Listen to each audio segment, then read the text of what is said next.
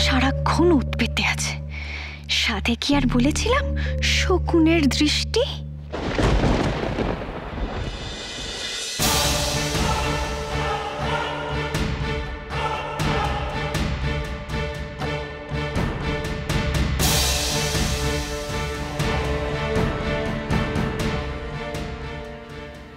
এগুলো কার জন্য নিয়ে যাচ্ছ ঝিলমিল?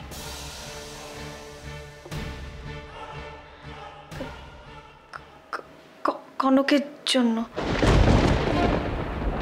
তুমি জানো না 3 দিন ওর জলস্পর্শ করা মানা? তাহলে মানে কি এসবের?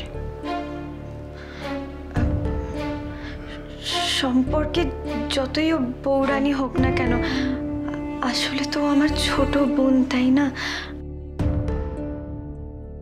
আমি যখনই কোনো প্রবলেমে পড়েছি কনক সবসময় আমার পাশে এসে দাঁড়িয়েছে। আমি যেদিনকে খাইনি সেদিনও আমার জন্য খাবার পর্যন্ত নিয়ে গেছে।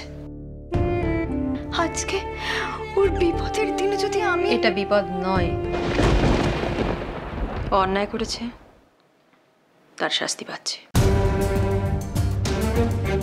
আর আমার কথা অমান্য করে তুমি যেটা করছো সেটাও অন্যায়।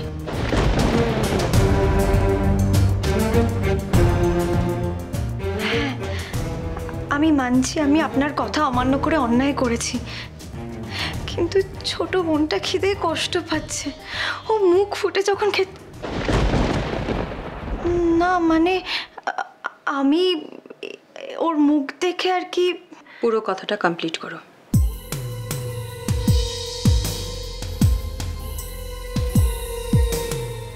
না না, আসলে কনক যদি ওভাবে খেতে... কনক তোমার কাছে খেতে চেয়েছে?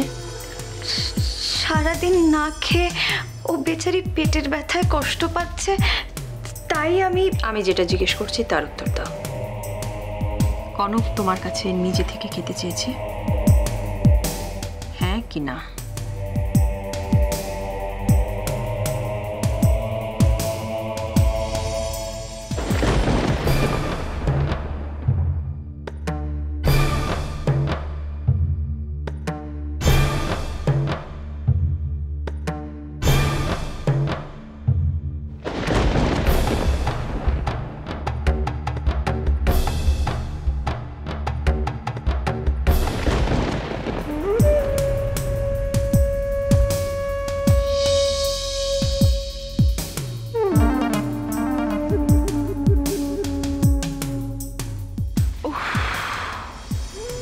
বিজনেস করে না পুলিশে চাকরি করে বোঝার উপায় নেই, তবে এইসব আমার সাথে করে কোনো লাভ নেই। অ্যাক্টিংটা আমিও ফাটিয়েই করি। দিয়েছি মিসেস ইন্দিরা চৌধুরীকে ক্লিন বোল্ড করে।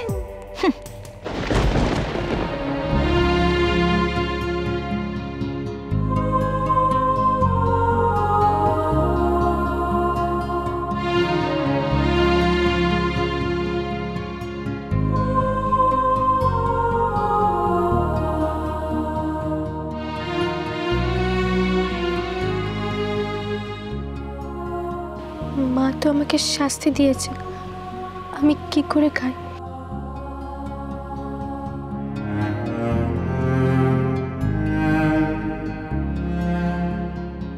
আমি তো সত্যি সত্যি অন্যায় করেছি, মার কথা শুনিনি। না ননিদি, আমি খাবো না, তুমি নিয়ে যাও।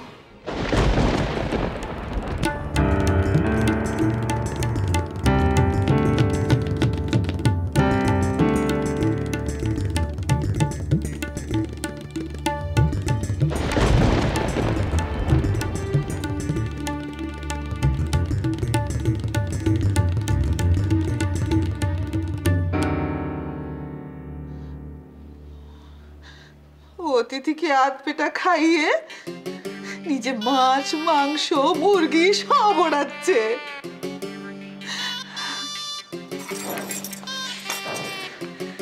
ভদ্রতার ঘরটুকু সেকে নিয়ে ইন্দিরা চৌধুরী কথাবার্তা শুনে মনে হয় দি গলাটা টিপে। খিদের জ্বালা জ্বালায় পেটটা চো চো করছে। মা কালী দিব্যি বলছি।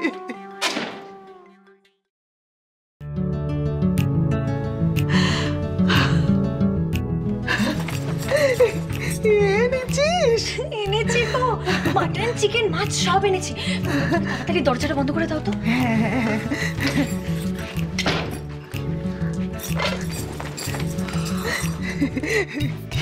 কি করে আনলি? কিভাবে এনেছি সেটা জিজ্ঞেস করো না, কেস খেতে খেতে বেঁচে গেছি।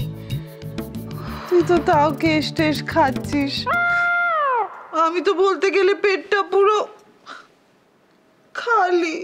ধ্যাৎ মা, তুমিও না, তুমি ভাবতে পারবে না মা, আমি কিচেন থেকে জাস্ট ট্রিটা নিয়ে বেরোচ্ছি আর সামনে ইন্দিরা চৌধুরী। বলিস কি রে? শকুন তো একটা, সারাক্ষণ শুধু ওত পেতে থাকে আমাকে কিভাবে ধরবে। তুই কি বললি? এলি কি করে ওর সামনে দিয়ে এসব নিয়ে? আমি বললাম এই খাবারগুলো আমি কনকের জন্য নিয়ে যাচ্ছি, বেচারি না খেয়ে পেটে ব্যথা করছে, তাই ওর ঘরেই খাবারগুলো নিয়ে যাচ্ছি। তোর কথা বিশ্বাস করলো? অ্যাক্টিং মা, অ্যাক্টিং। বিশ্বাস করবে না তো আর কি করবে? কিচ্ছু বললো না, চুপচাপ নিজের ঘরের দিকে চলে গেল। এই না হলে আমার মেয়ে। শোনা মোনা আমার। আচ্ছা মা, বসো বসো, খাবারগুলো গরম আছে, খেয়ে নাও তাড়াতাড়ি। হ্যাঁ খাইব। এ নাও ধরো, আস্তে গরম আছে।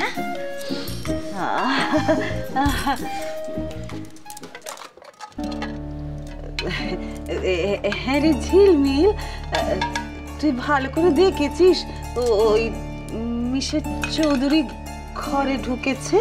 হ্যাঁ, না কুচু করে তো ঘরের দিকে গেল দেখলাম। মহাধরিবাজ মহিলা, কিন্তু ঘরের ভেতর ঢুকেছে বলেই যে ঘরের ভেতর ঢুকেছে তার কোনো ভরসা নেই কো।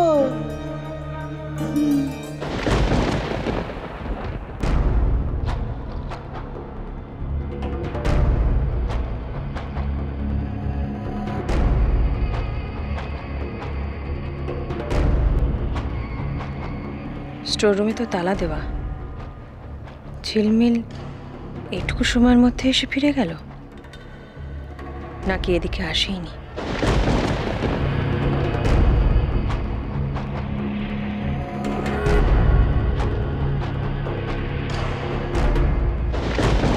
কি ব্যাপার, তুমি এত রাতে এখানে ঘোরাঘুরি করছো কেন?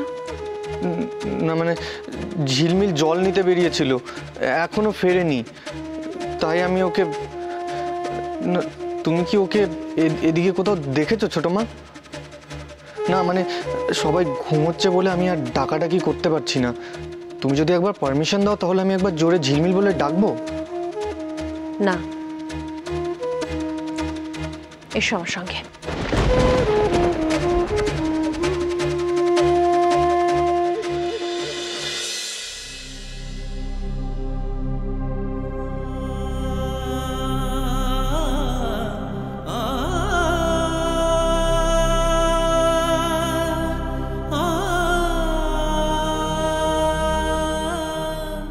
কনককে ওর মামা বাড়িতে থেকে যেতে বলার আগে আমার সব দিকটা ভাবা উচিত ছিল।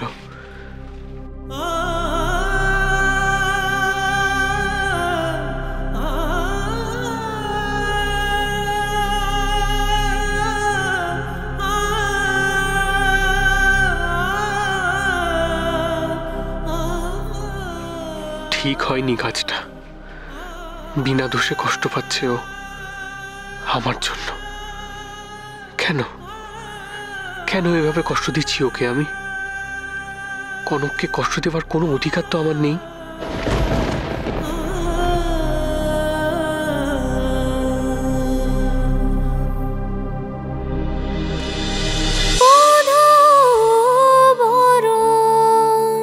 চলো চলো চলো চলো চলো পাল্টাই।